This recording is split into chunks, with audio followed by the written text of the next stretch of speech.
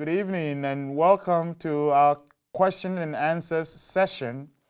Our Tuesday sessions will be much more fluid than the Thursday sessions. The Thursday sessions are going to be dedicated to Bible studies. But Tuesdays will be dedicated to questions that affect our Christian living under these circumstances. Under COVID-19, how do we continue to live the Christian faith? How do we survive the Christian faith under all the consequences of this pandemic? The pandemic itself is one thing, but the conditions that the pandemic induces on us are many. The conditions range from social conditions, psychological conditions, political conditions, yes, political conditions, and family relations, and so on and so forth. The conditions are varied. Many different things that happen to us. Economic conditions also. These things are things that are consequences of the fact that we have a virus that is being spread through physical contact. And I personally want to change that term, social distance. I don't think we're socially distant from each other, because we still have a medium we use to engage socially. So we still have social contacts through social media. The distance that we are maintaining is a physical thing, physical distance. But that physical distancing further produces other problems that are social of nature, that are all kinds of, that come to us in different ways. And our religious experience is also altered and affected and changed. And sometimes, even in some conditions, sometimes it looks like it's lost. Okay. So today, as someone suggested last week, we should begin to talk about our relationship in family relationships, how to live our family relationships, or what are the questions and problems and complications that have come in our family relationships because we are sheltered in place. Of course, those of us in families at homes, we are used to each other already. We've been together, we've been sheltered in already. That's something that we have. But right now, what is happening is that we find ourselves having more time to deal with each other than we used to. And that familiarity, more familiarity, generates fatigue. And once people are tired, people become a little bit uncomfortable. And when people are uncomfortable, then that can bring about a lot of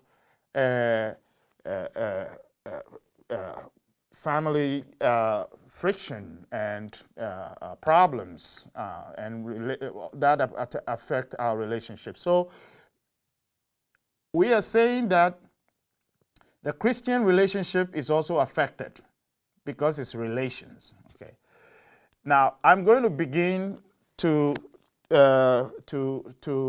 lead this discussion by saying something about our religious relationship, okay, or even relationship in general. What is that word, relationship?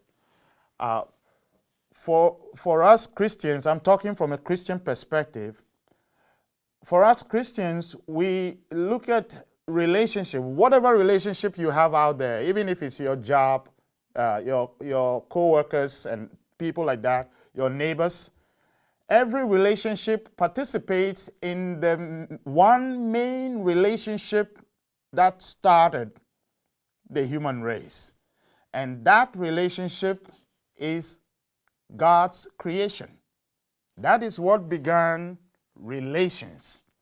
For us, we know in our Bible, we tell the story that human beings were created by God. But that action, when God created, God established a relation. Just the mere fact of creating, God established a relation. Just like you, when you buy something. When you buy something from the store, that thing now, you pay your money and you bring the thing home, you have a relation with that thing. By buying, you create a relationship between you and that thing. That thing has to do something for you. There's a reason why you bought that thing. That thing has to do something for you. You have to do something for that thing. The kind of influence you have on that thing is relationship. It's a relationship in one sense. So when God created, the thing that God created became God's creature. So that's a relation right there. God established a relation. That thing that God created, the reason why God created that thing will become how that thing responds to God. So when relationships are created, there are always terms of relationship. It's like when you sign up for a credit card, there are terms. There is a relationship between you and the creditor. And that relationship is defined by the terms. The terms speak out about things that you will do and things that the creditor will do. So when God created the first time around, the first humans, God established a relationship. And that relationship is between a God and a creator, the creature and the creator. The creator will do certain things for the creature. And the creature will do certain things in response to the creator. And for us, the story says, we'll come back to this story again on Thursday when we start talking about stories in the Bible. But we know that story about how God created the world is that God created human beings in a very special way. And human beings were created as the epitome of creation, of every other creature. Human beings are supposed to be above every other creation. Human beings are the masterpiece of God's handiwork. And they are supposed to be like that. Human beings are special. So we will talk about that story again, but all I want to say is that that story that God molded a clay or molded a soil and breathed into the soil, that breath of God, the breath of God is the secret of how the human being lives. If that breath is taken out, then what is left is soil, and it has to go back to the soil. It's the breath of God that keeps that soil molded and holding together. It's like the breath of God is like a super glue that kind of holds the soil grains together and makes the human being able to live. When that breath is taken out, when that breath is going to be taken away one day, the rest, what is left, has to go back to the soil from which it was molded. So human beings, when it comes to our faith, we believe that human beings have to keep that link. have to keep that breath of God going. Once we do something wrong, we have violated the terms. The terms that God has for us is through that breath. Now that breath is what we call the Holy Spirit. Okay. The Holy Spirit is what keeps us connected. And the Bible also tells us that the fruits of the Spirit are these things that we have said many times. Love, patience, kindness, generosity. So these are the things that human beings are supposed to do to keep the relation with God. How we keep the relations with God is by being loving people, by being kind people, by being generous people, by being people who are self-controlling, by being just in our ways, fairness in our ways. All these things are spiritual things. If we are living any of these things, we are being spiritual. And so religions come about to help human beings to be able to live that relation with God. Religion comes to help us to be able to keep the relationship with God. That relationship that God established at the beginning. So the church is that. Every religion is supposed to help people to keep that spirituality with God. And in fact, when we are talking about the church, the church is where we practice public. It's a more public practice. But the church is supposed to help every individual to get some personal connection with God. That connection is what you go home and live it out in every department of your life. But when we come together, the church is organized to help us, to help each and every one of us to build a personal spirituality. So religion is meant to help people to build a personal spirituality they can depend on, so that when they go home and they meet any problem, including a pandemic, whatever problem, religion will no more be there. The church will not be there. Instead, it is you, the problem, and what kind of spirituality you have gotten from the church, from your religion. Is your religion helping you to be able to keep that link with God? Now, so this is what we are talking about here. What is being cut off right now is that the church, it looks like the church is being cut off from us. But remember, we have been Christians, many of us, our whole life. So when we are talking about relations in our families, the problems that are happening in our families, we are also talking about how are we using the spirituality we got.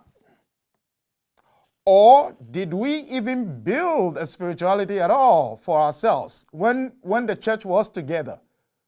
Or were we only getting fed by the church without us building our own personal spirituality? And that is why I think that this COVID-19 pandemic and our shelter-in-place order somehow can help us to even be better Christians. Why? Because it's going to force us to now look at what kind of personal spiritualities we have. To examine ourselves, to find out, have we all along been only fed without us creating something for ourselves that we can rely on when we face any problem? Do we only go to church and if the church cannot come together anymore, do we have something in our bag? Do we have something in our hearts that we have developed with the help of the church, to face the individual problems that are in our lives, and then to face the fact that this time around I have more time looking at my children's faces than before, or I have more time having to. All of us know that everybody has something. Relationships in their homes does not mean that everybody is perfect.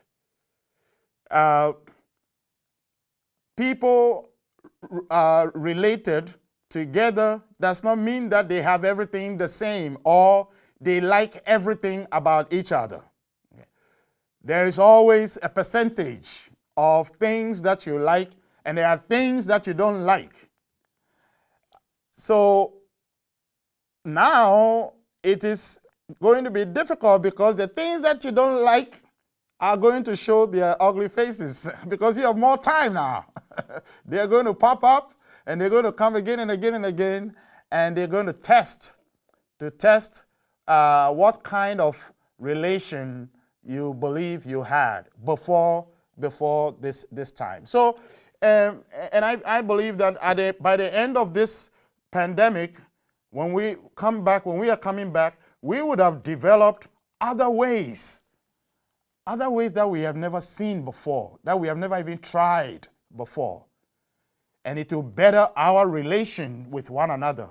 We would have gone very, very far or deeper, different ways by which we can relate with one another that we have never taken a look because at certain times we have been away from one another. So I'm going to say that this is what Christianity does for us to be able to live our relationship with God, but then so that we can live with other human beings, the way we have to live with other human beings. Now, there is a Christian relationship. Christian relationship is established, so the human relationship is established by the fact that God created us. And for us, once one human being gives birth to another human being, there's another relationship established right there. Okay, so the relationships keep popping up through different ways. But Christian relationship begins with baptism. It is our baptism that makes us enter into a relationship with Jesus Christ. And remember what I said in the Bible study some time ago, that God made the second relationship not with human beings directly, but with Jesus Christ. God created a second relationship by making Jesus Christ become human. So that is the relationship. The relationship is not made with us directly. If we want to be part of that relationship with God, we have to attach ourselves with Jesus Christ. So the human relationship was broken. The human relationship was destroyed. Human beings violated the terms of the relationship that God made with them. So God repaired it. And the way God repaired it is that God created a new relationship, which we call the new covenant, which Jesus Christ brings to us. So if you want to be part of God again, to return, to reconcile, like we talked about some time ago, reconciliation is to come back to repair the relationship with God. You have to find Jesus Christ. At least, according to us who are Christians, we know that Christ is the one who makes it possible for us to enter back into the relationship with God. Now, how does that play out in your home? When you are baptized, I am going to this topic again that we have been talking about many times, that when you are baptized, you inherit the characteristics of Jesus Christ. The way you live your life now is going to be the way Jesus lives his lifestyle. Hello? The way you live your lifestyle now is not going to be any other relationship. You are going to live like Jesus Christ. Even in your marriage, the marriage now, this is why we marry in the church, is that we are not going to live our own love. We already have love. We already have all kinds of ideas about what love is.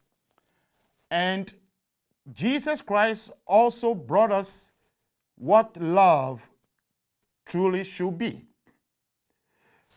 So, if you are baptized, you are now going to live not your personal loves. You are now going to, the love that you live among yourself now is going to take instructions from Jesus. How Jesus loves is how you are going to love in your marriage life.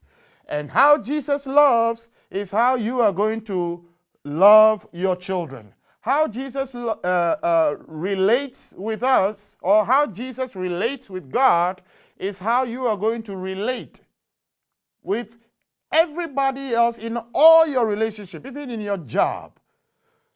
Jesus has an answer to how to live as a co-worker in your job place, in your politics. How to deal with every particular thing that happens in your life.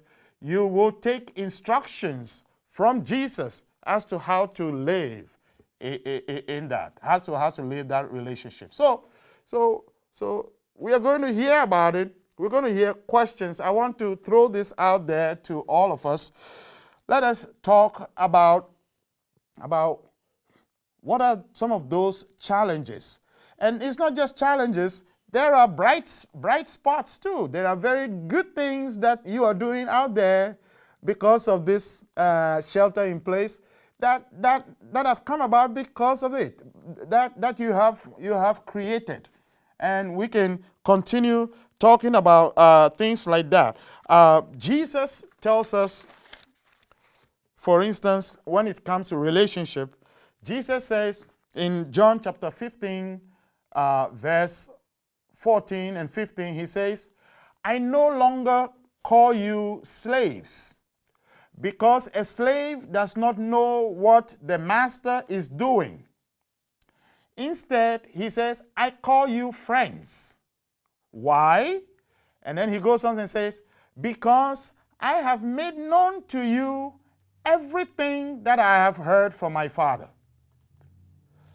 I call you friends because I have made known to you everything. There is nothing in me that you do not know. So that sets up what a Christian relationship should look like, is that a relationship relations in our families and marriages should be a relationship that people know each other, what they call familial. People are familiar to each other. That people and do not grow tired being familiar. Okay. And that's a challenge. Those are the challenges that are coming to us. When people are together for too long, they begin to take each other for granted. And once you start taking things for granted, you are not paying attention anymore. And that is when you get into trouble. I always remember when I was about to learn how to ride a motorcycle. We were told that where you will get an accident is not on a highway. You more likely get an accident around your house than on the highway. Why? Because on the highway you are very alert. You're like, you are vulnerable, so you're very alert. All your ears and eyes and everything are all up, and making sure that you don't make any mistakes, because you can't make a mistake on a motorcycle. So people usually will be alert outside on the highway. But once you get home and you are like, oh no, I know this place. I'm familiar to this place. I know all the corners. I know where the potholes are. I know where the obstacles are. I know where the speed bumps are. Now I relax.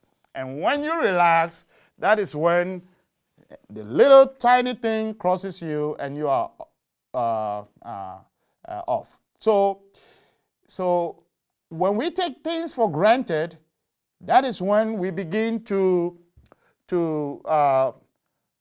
see their preciousness.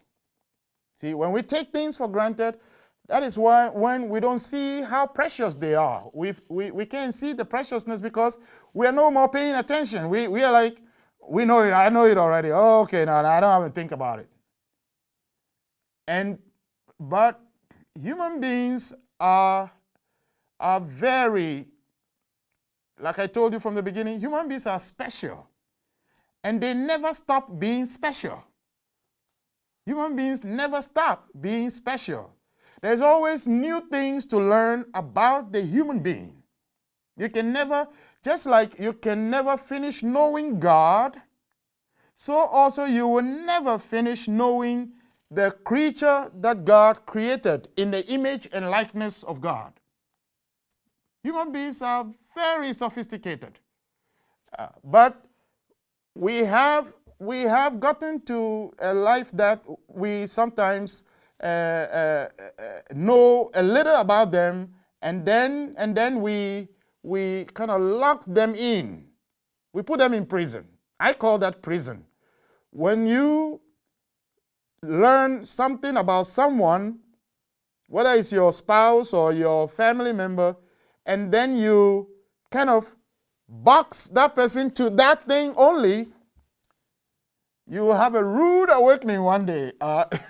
And these are the times that some of those things that you don't know are going to pop up. These times are the times where the unfamiliar things will begin to show themselves up.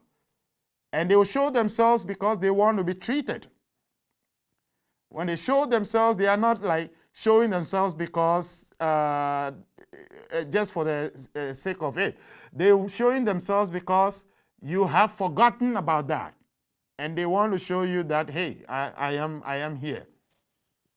If you one day try to meditate and keep quiet, come to silence, and begin to think about your life, you will, that's a good exercise to do, to try to see how sophisticated you are as a human being.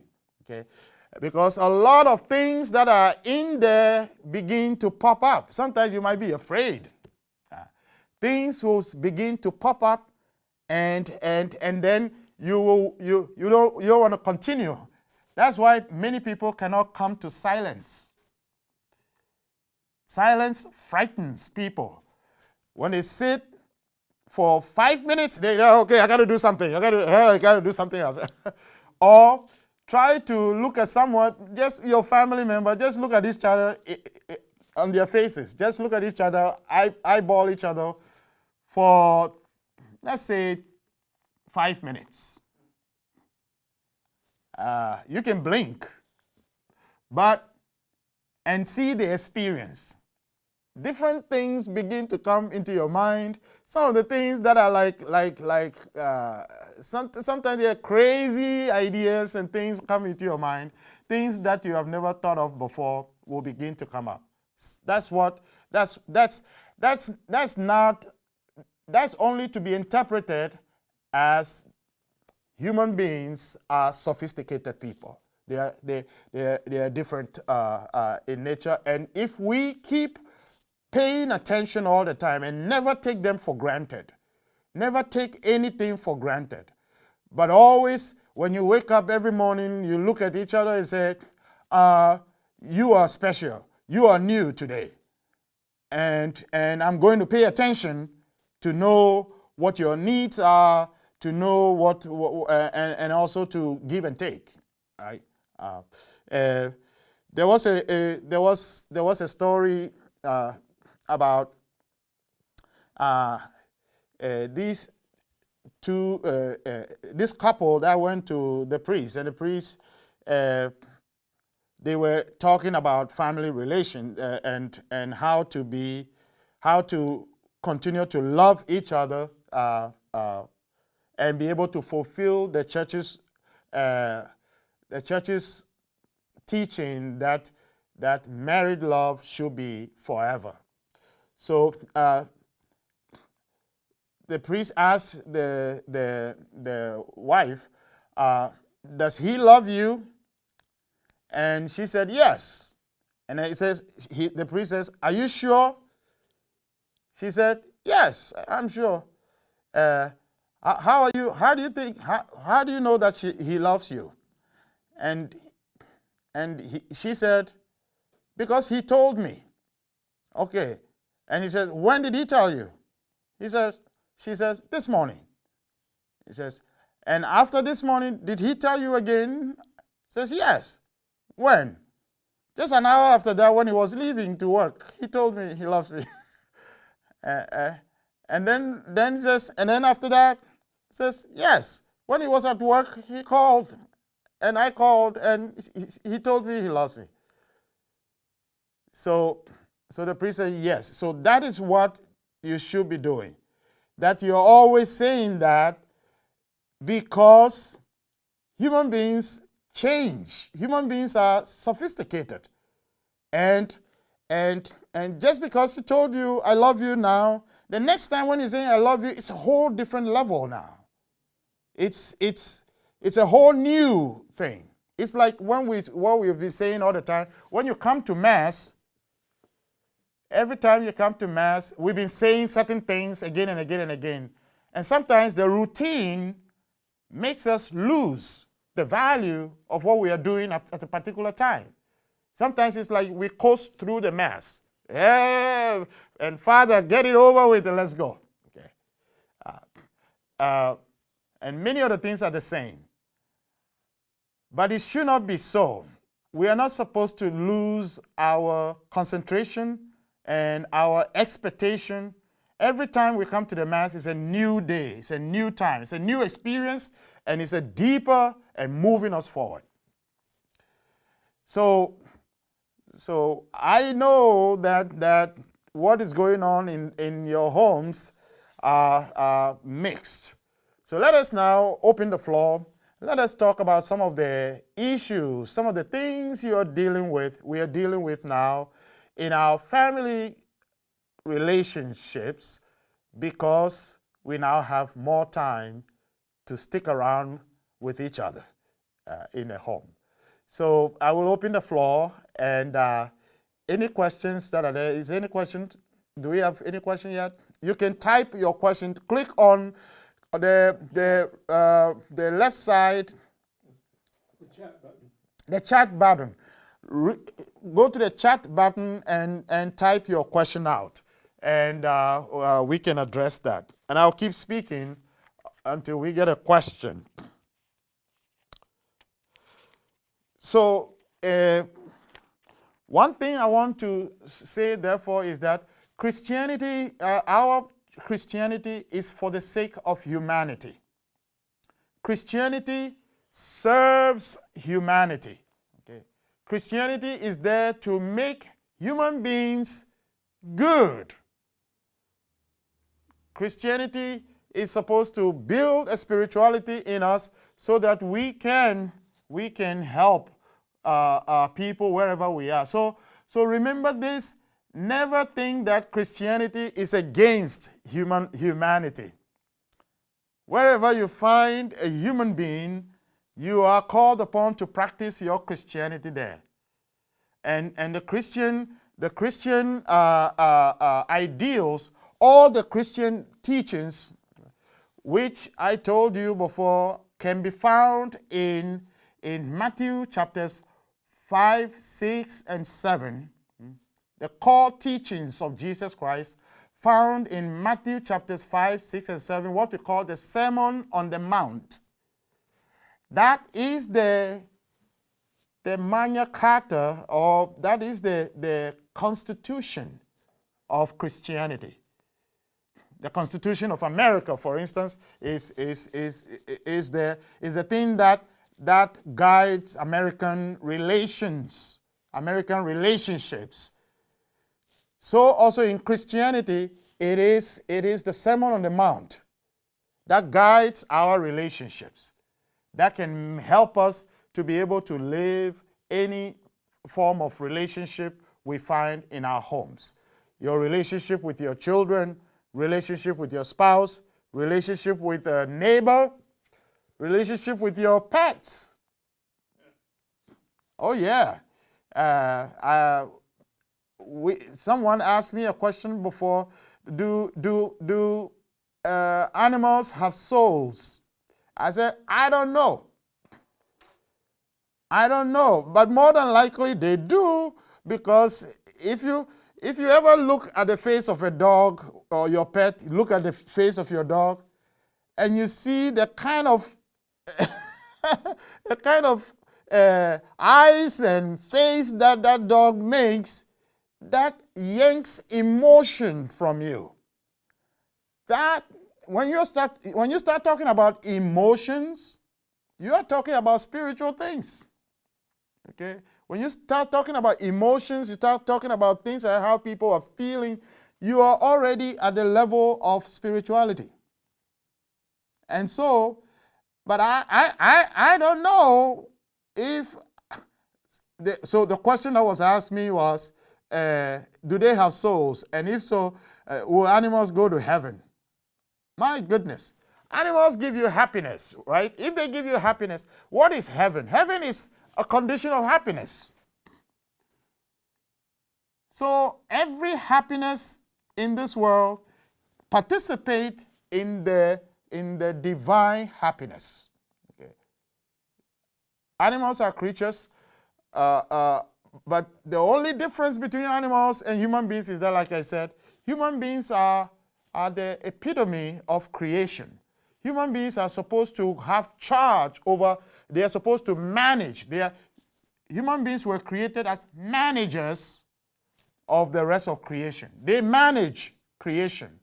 You know, they manage they domesticate the dogs, they domesticate animals, they build structures, they trim the trees, they plant, they do all these things, okay, and to make existence possible. Now we have some questions that have come in. So the first one is, it's easy to say, I love you in good times, but how do you stay connected through these difficult times? Economic, job loss, lack of freedom. Yes, that's a very, very, that's at the heart of what we are discussing now. How do you stay, how do you practice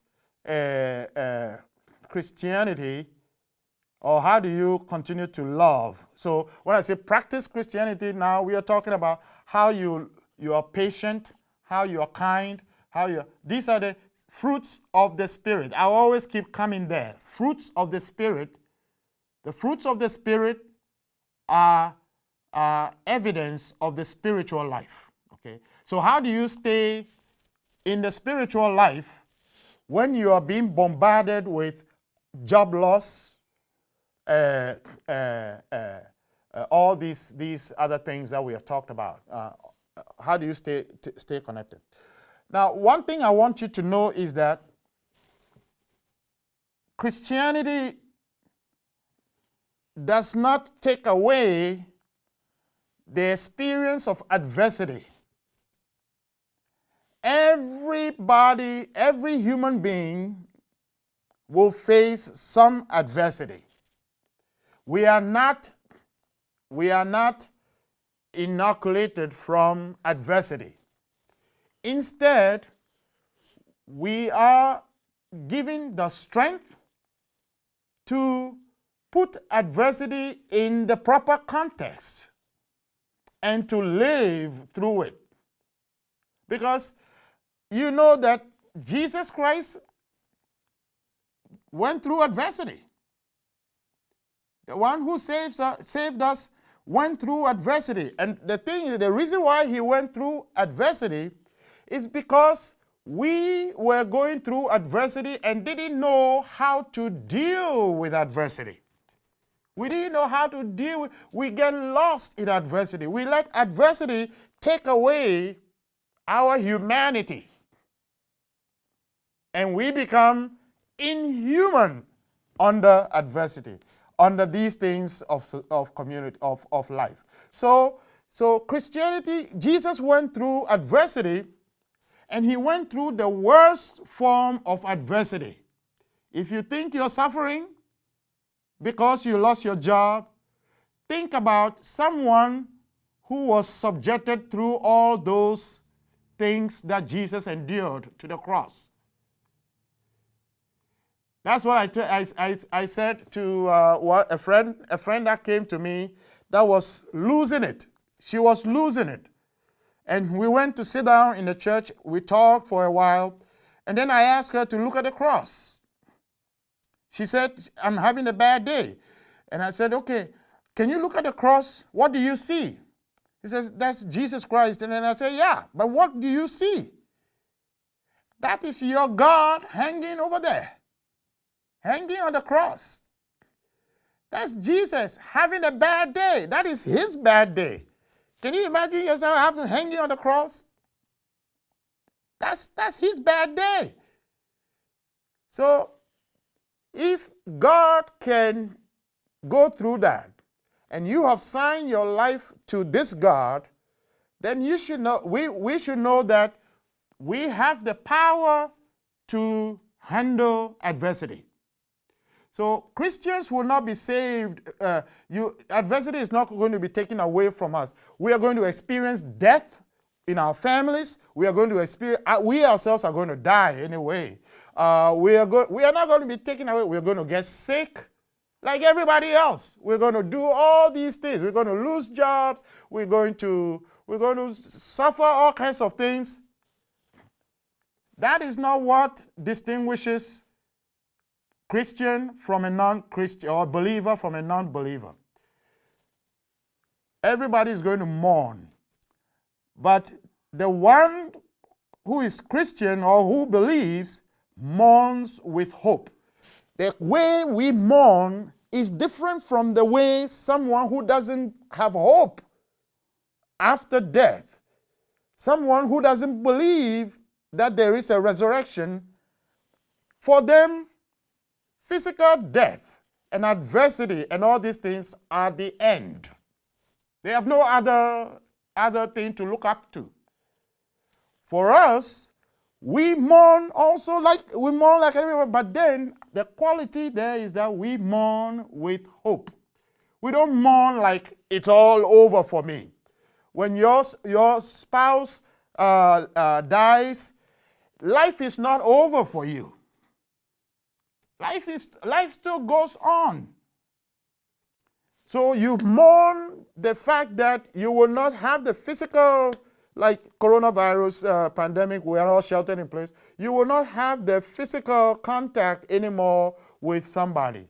So you mourn that. But you don't abandon yourself to the mourning as if you're going to sit there for the rest of your life. You don't mourn your spouse and stop working or stop going out. If you have a relationship, and one dies, well, there are other ways to continue living. Either you want to live alone, or you want to enter the relationship market, go back in there. The time it comes that you have to revive a relationship, you need that in order to live. And I believe that, and I've told a few people that your spouse will love that you live. The one who is dead will love that you pick up your life and go on.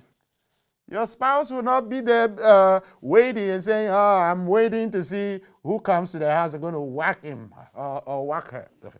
So that's the answer to your question. Is that no, how we survive is that we always have hope. We know that every adversity is not the end.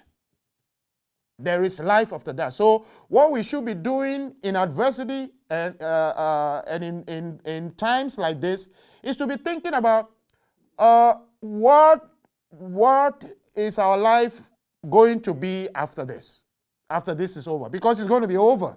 It's not going to be there forever. No, only life is forever, the life that Jesus gives us.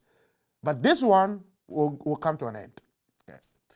So that will help you to maintain your Christian living. The next question is from Ed. Matthew chapter 25 is a good example of how we should treat each other during times like now. Yes, Matthew chapter 25, when he says, "When I was hungry, you gave me food. When I was thirsty, you gave me drink. When I was, and all that. When I was in any difficulty, you..." And then at the end of that gospel reading, that's what actually spells out what Jesus was teaching there. At the end of that, he says that whatever you do to the least of these, you do it for me. Okay, that's what unlocks that text. Okay, at the end, he says, whatever, because the people whom Jesus was talking about, the goats and the sheep, he says, when I was hungry, you came to feed me and all that. And the people will ask, they will say, when did we see you and did all these things to you? Then he says, as much as you did it for the least ones. Well, who are those least ones? These least ones are not just any poor or any. It's anybody who becomes your neighbor. And I know the next question is, so who is a neighbor? A neighbor is not your next door neighbor. It can be your next door neighbor, but in the Christian sense, the neighbor, which we read from the Good Samaritan, the story of the Good Samaritan, a neighbor is anybody who comes to your attention as needed something that will make their humanity good. Anybody coming to your attention needing something that they are lacking, that and also sometimes that you can provide, that you can supply. When it comes to your attention, that is why many times many people don't want to know. They don't want to know, because when you know, if you are a Christian, if we are Christians, we are baptized, we know Jesus is teaching. The teachings of Jesus is in our conscience, in our hearts. When you come to know that someone needs something, you always feel the pull to do something about it. That pull, we believe, is God's calling you to engage, to reach out. Okay, so yes, Matthew chapter 25 is the way we are supposed to be. We should open our eyes and our ears. This is what I said about being alert. Don't take anything for granted. Don't take your people, your family, relatives for granted. Don't think that you know them, you are finished knowing them. There are special people, and therefore they always can show you new things. They can become your neighbor every day. Every day God throws a neighbor in your path. And sometimes we can decide not to have seen them, but they always are there. They can be your children. A different need of your child pops up this morning that you never knew before. That child is asking for. That child has become your neighbor now, in the Christian sense of the word. The next question is, I have some difficulty with comparing the suffering of Jesus on on the one day of Good Friday with the suffering some people have to endure day after day. Some are tortured repeatedly in jails and deprived for months, maybe years. How to put this in perspective? Yeah, thank you very much for that question. So yes, it is not the fact that Jesus dying on the cross was the climax of his whole life. It is the conclusion, it is the concluding part of the fact that Jesus came to teach us how to sacrifice, how to live what we call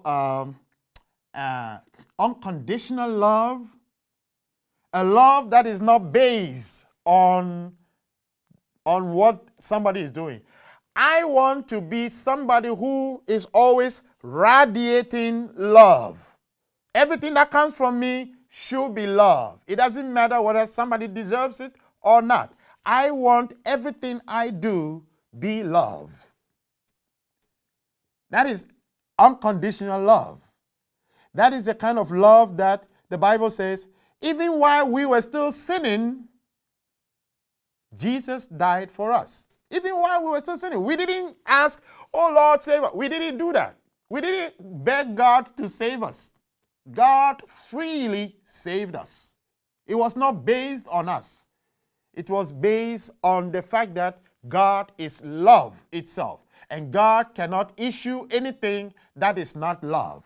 Even the punishments that we sometimes feel like we are being punished, that is a form of love. Because at the end of it, God actually wants to redeem us.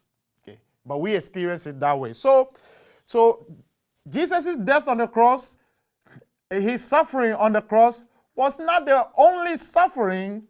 It is the highest point of suffering, is the most painful kind of suffering that any human being can go through.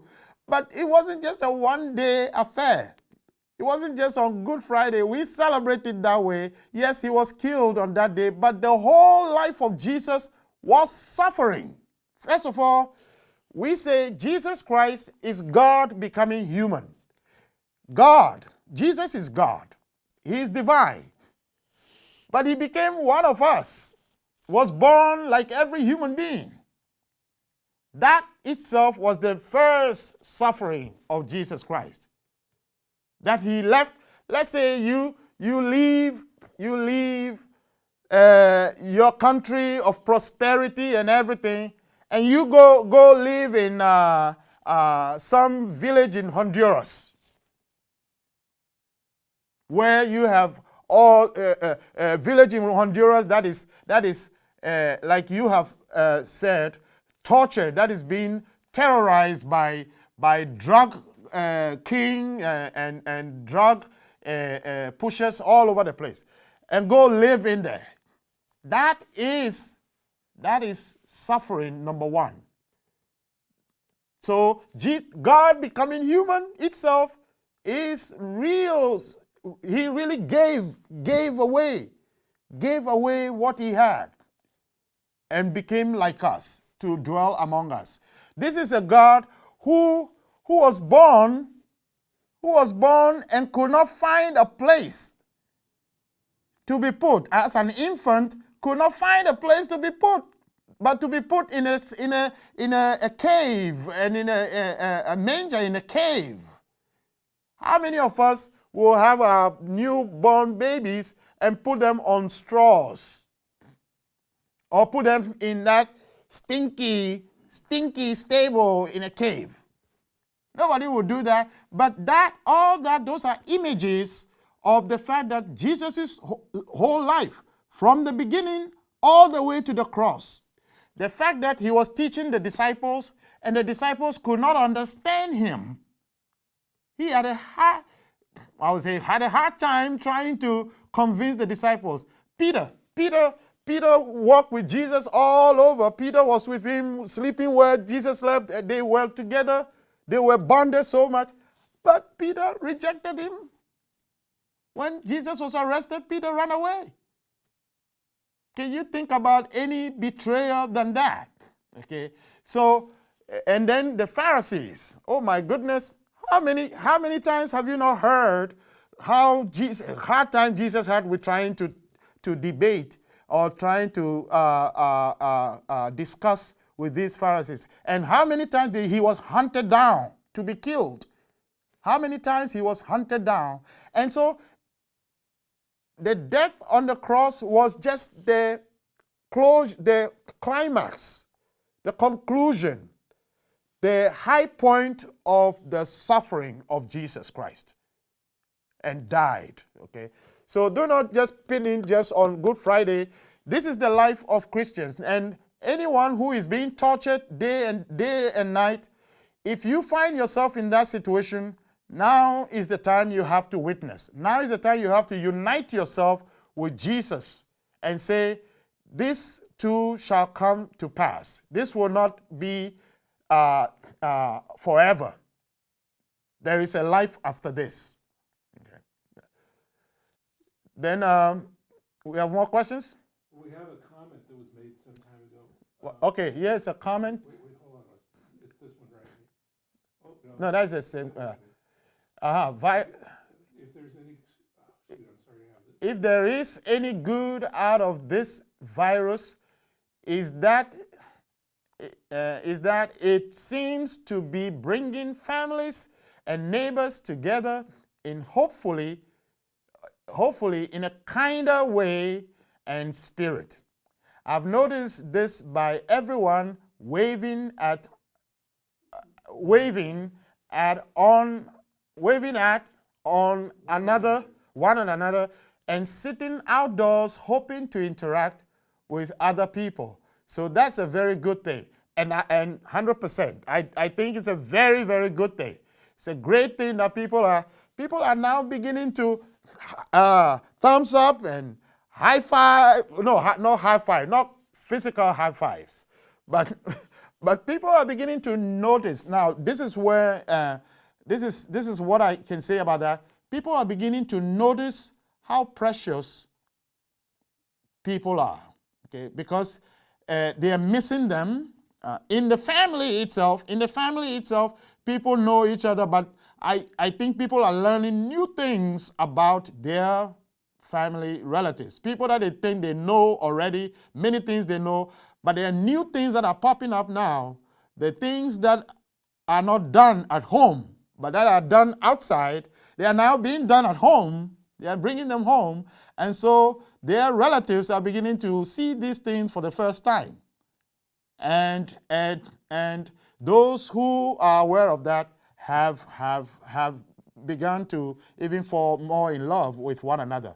And yes, when we come back to the pews, to masses, you will see how this is going to. I'm just hoping. I'm just looking at how life is going to be when we come back together physically. And we should be very careful that we can comport ourselves when we come back together physically. We will appreciate, because we will appreciate these bodies that we have, and then begin to continue to use it in a way that God wants us to. So I can see Father Hillary joined us. Hi, Father Hillary. Yes, you're unmuted. How are you? I'm fine. I was looking forward to seeing you. And yes, looking forward to seeing you too. I'm happy to see you. You got more beard now. Yes. I miss St. Columba a lot. I miss a lot of the people there. Yeah. And here with you too. So good. We can see each other. But people saying hello on the street, yeah, that's true. That is good. So do not forget that we said that now is the time that we feel that we are called upon to practice our priesthood. Our priesthood there are two priesthoods in the church. There is the priesthood, those that have been ordained, for whom their job is the priestly job. And their job is to gather us and help manage the Christian community. But all of us are priests because we're all baptized. The priest too is a priest, it's a general priest, but as baptized. Now, if you're a general priest, what does that mean? How do you practice the general priesthood? We general priests, those baptized, we practice our priesthood with our lives. Real life experiences, everyday life experience. That is when we practice our priesthood. We practice love in every ordinary thing, daily thing, the most mundane thing that we do. We color it with the Christian life. That is our priesthood. My priesthood is a ritual. It's for the ritual. For us to come together, we do a ritual. We do a kind of training. We do a kind of practice together. Your priesthood, the general priesthood, is the actual practice of what actual living of what we do here in the church. I minister to help us to train ourselves, pump ourselves, inspire ourselves here in the church. We do that at Mass with Jesus. We do that at Mass with learning about Jesus in the Bible and all that, the priest preaches and all that, and we raise up the cup and says, this is a sacrifice. This is how Jesus sacrificed for us. So we do that ritual. That's how I practice my priesthood, by gathering us and helping to do this ritual together to inspire us. The way the general priesthood practices its priesthood is that they carry this ritual, this training, to the streets, to the street corners, to their jobs, to their homes. How you live your life at home is a priesthood. Is the way we practice our priesthood. So this is a time that I am saying, this time around, when we do not have the ritual, we have to turn to the general priesthood and look at what we are supposed to be doing, how we are supposed to practice our priesthood. That's why I say, please make sure that you have planned your day with different times when you do some ritual in your home. Do something with your family. Have times when you want to come to pray, when you want to just together pray, and have times to do other things. But as you do all these things, remember that you are practicing your general priesthood. Okay. Somebody has a hand up? Yes. You need to put on your headphones. Yes. Okay. Yes. Go ahead. Hi. Yes. Hi. Hi, Father. It's great to see you. It's Denise from Yes, Oakland, Denise California. from Saint. I'm actually at St. Columba and Our Lady of Lourdes right now. Okay. But I was calling. I like what you're saying, but I can't help thinking about the ER nurse that committed suicide, and a friend of mine who you know, the director of Occur, he's fighting for his life with Con-19 in Kaiser and San Leandro right now. He's in his early 40s. I think for me, what I'm finding difficult is, I think it's fabulous, all the things I can go online and see, from the Vatican to St. Columba to Our Lady of Lourdes, and all the churches online. I think that's real exciting.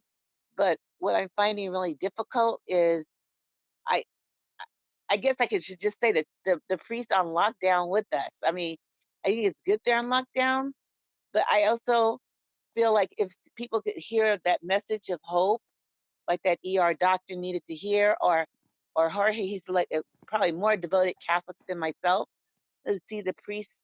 I mean, I don't know if you're able to go into the hospitals. I just I just was in one Bible study at Lloyd's last week, and they were saying, well, during the Spanish flu of 1917 or Yeah, whatever, that the yeah. priests were right in the mix. They were right there with them. And Italy, I mean, 80 some priests died, and so did the nuns. So I'm not understanding the message right now in terms of the church, um, that we're able to, like you say, hold mass, bring ourselves together. But at that moment when we really need the priests, I don't think it's the moment when we leave. Yeah, okay. Where, yeah, that you understand where I'm going. So Yeah, yeah, I want to, yeah. yeah, So uh, uh, you were feeling you are feeling that the priest should be able to go to the places where people are sick and people are suffering, and this is when the priest. I have from the beginning. From the beginning, I began to say that religion has its role. Religion is supposed to help us build spiritualities, right? And we want people to know that Jesus Christ, we are supposed to know this already before the pandemic hit. Before any adversity comes your way, we have to have this locked down in our minds and in our hearts that Jesus is not locked in the bread and the wine only. Okay? Jesus is not locked up there. Jesus is in there, but he's out there too. Jesus is everywhere. Jesus is in your heart. It's right there in your house. And we can't drive that point home enough. We should keep beating that drum all the time, because if we do a good job, on that, and people really come to know the role that the Mass plays in our lives, the role that priests play into our life. Our relationship with the priest is not a kind of cult that you have to have a priest before God actually listens to you. It's not a cultic relationship that we have. The priest, we have cultic relationship with God, with Jesus.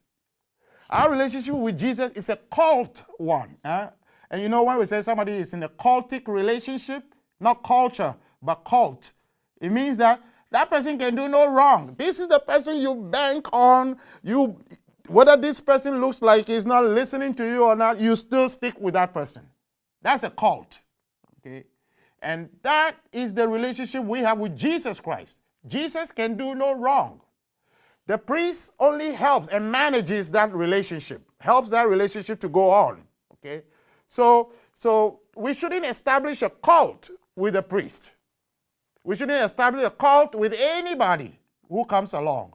We should seek for now, maybe what the pandemic is teaching us now is that we should now, when we come back, we should begin to learn how we can have this. We can practice that spirituality, build a spirituality for ourselves. If you have not built a spirituality for yourself, it will be a very, very difficult struggle right now.